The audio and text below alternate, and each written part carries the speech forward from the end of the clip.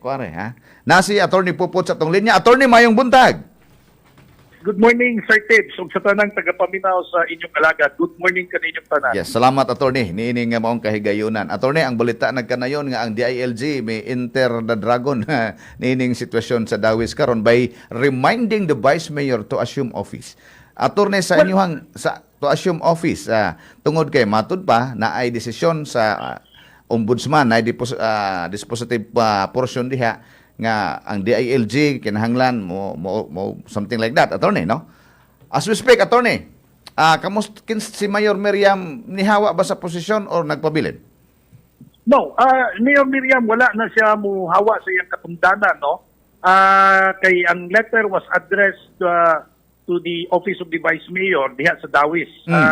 There is no order coming from the Ombudsman or from Mayor Miriam to implement that decision. Okay. No?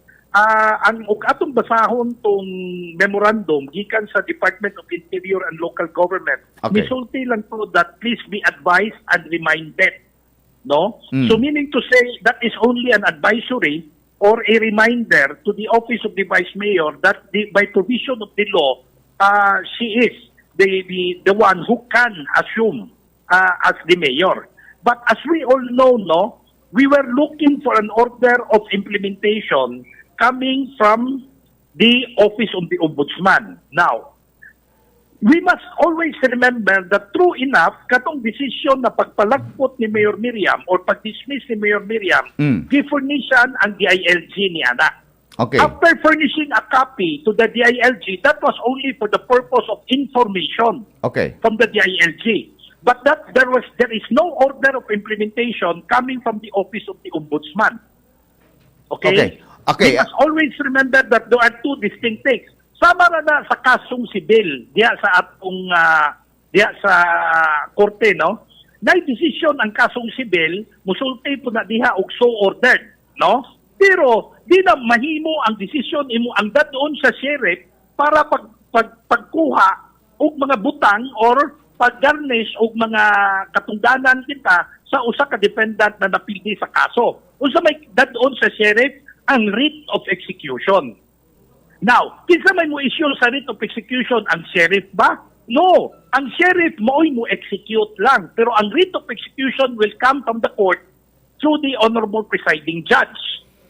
That is the analogy. Okay, yeah. Padung ko moingon nimo nga analogy na siya kay bahin man nag-civil case. Okay. Yes, So because under the normal decision itself is not the order of implementation. Okay, under Dapat normal sa course. Kaso, yes. Attorney, under normal course, no, based on the tradition, or if we say tradition or practice sa ombudsman, na magdungan ba naabad yun ng duha?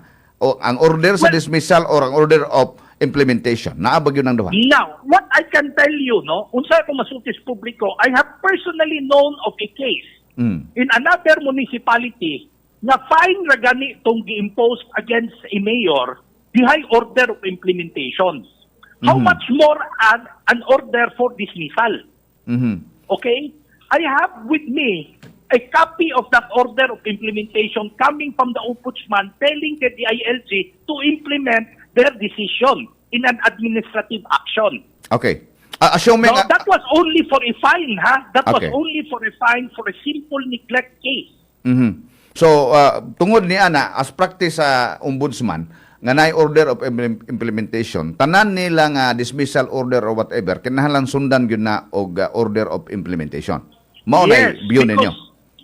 Yes, ang pasabot lang ana, Sir Tibbs, that they have already resolved a pending motion or they have not received any TRO or anything from the Court of Appeals or from any court kinta for that matter. So muna pasabot na cleared na for implementation. I do not know how the DILG took that copy of the decision because ang decision, true enough, gifurnishan ang regional director sa DILG. No? Gifurnishan, but that was only for information purposes.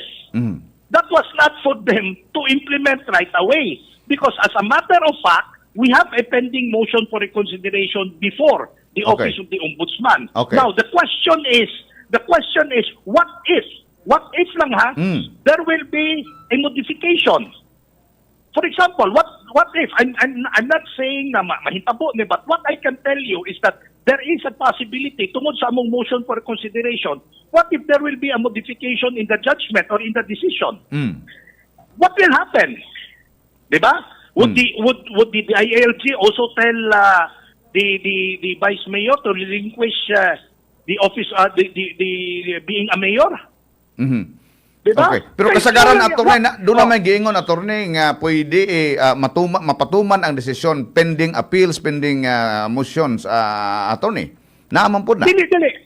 Ang ato lang punto is that there is no order of implementation coming from the Office of the Ombudsman. I really do not know why the DILG is so excited to implement the decision in that administrative aspect. Okay. Kanang suwat sa DILG nga reminding, is that an implementation order from the DILG? Could it be taken that way, attorney? That is not an implementation order. Klaro kay sa ilang suwat that please be advised and reminded. Okay. So, If you're going to read towards the end of that memorandum, it only says advised and reminded. That is Okay. not an order for Mayor. There is even no order for Mayor Miriam to relinquish her post. So there are two.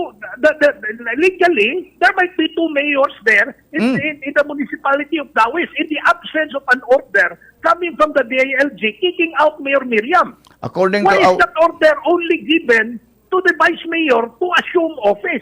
So there will be two mayors now. kung mo assume si Nikki Bulos, Well, nalagod na niya. No, I'm not going to question that the unsay decision ni Attorney Nikki. No, she's a sister in the profession. But what I'm saying lang, attorney, dili maduha ang mayor kaya ang atong director sa DILG mingon na kung mo assume si Nikki Bulos, ilang i-acknowledge nga siya ang mayor. hindi man na mo punto. Ang punto is that the ILG did not kick out Mayor Miriam. So it is Mayor Miriam took her off. She is the duly elected mayor of the municipality of Dawis. Now, Okay. You must always remember that the memorandum was only addressed to the office of the vice mayor. It was never addressed to Mayor Miriam, telling her to relinquish her post.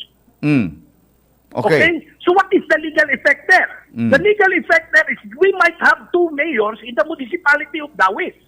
Diba? Okay. Okay. It's natural, one cannot assume if the other did not relinquish. Okay, mao na kung dili gud mohawa, pero og di jud mohawa attorney, mahimo ba din na og di pud jud ta mohawa?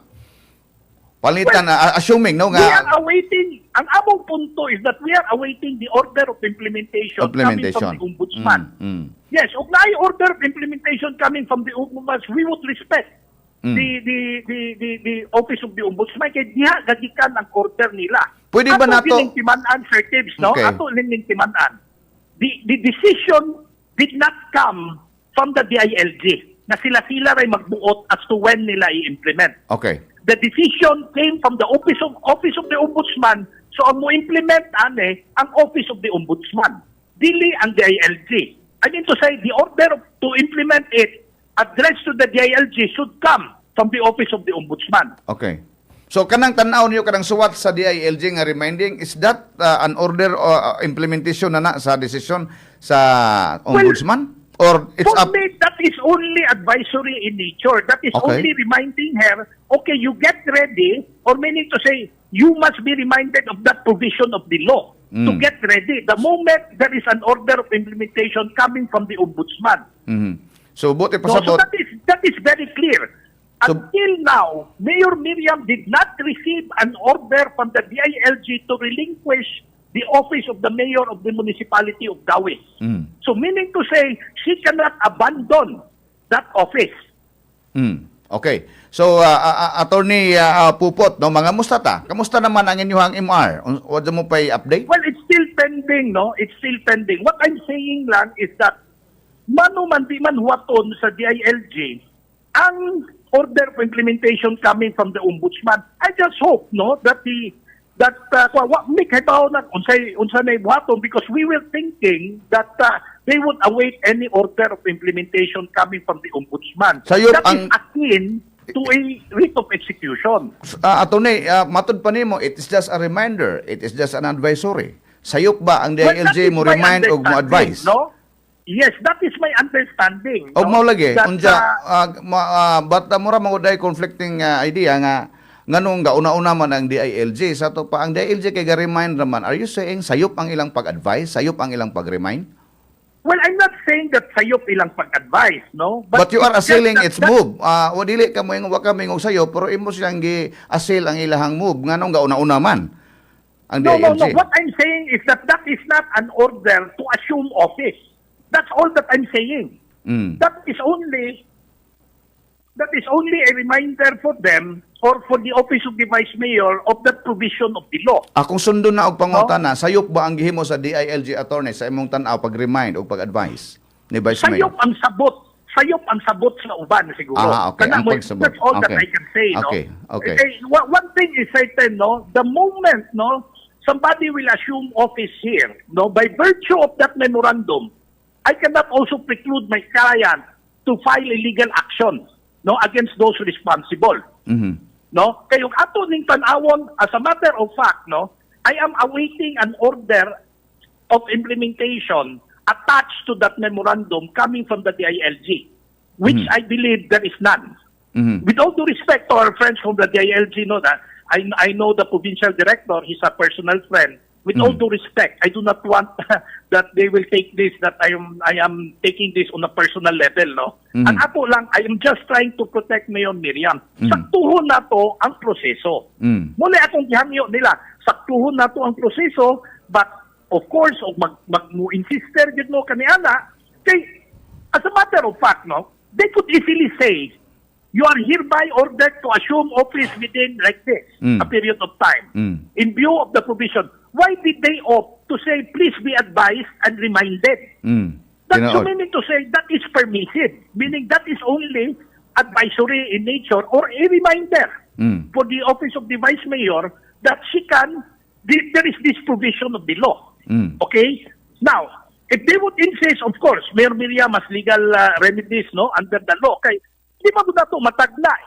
Ang motion for reconsideration, it could be denied, it could be modified, Okay. or there could be a total reversal.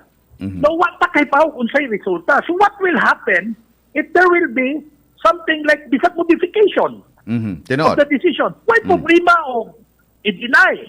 Kay natural, that's it. Musaka may under Rule 43 dito sa Court of Appeals, no? And then she will be there. But how can we question that if there's no order of implementation? So kana si order of implementation mao gusto nagipangita nato karon kung naa ba na. Yes. Kuya ko gingon. I am just telling the DILG unsolicited advice kay ingno no puntaan ni og bugok ta. So I'm just saying na asa mag-order of implementation. Daghan magmong tao nga wa kasabot ta ana ba. In any civil suit, okay? Mangita kita grid of execution. Now, kung ang akusado makonvicted, no? Example ko sa kakaso, ang decision by pwede dadon sa mga pulis para idakop, no. I-warrant of arrest.